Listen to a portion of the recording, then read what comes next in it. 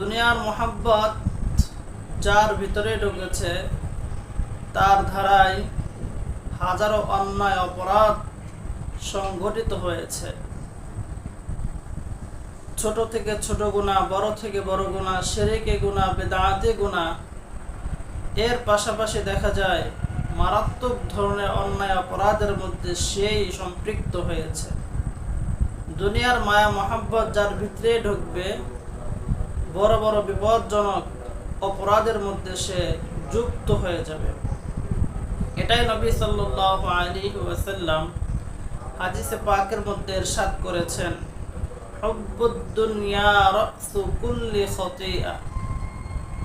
দুনিয়ার ভালোবাসা সমস্ত অপরাধ গুনাহের মূল।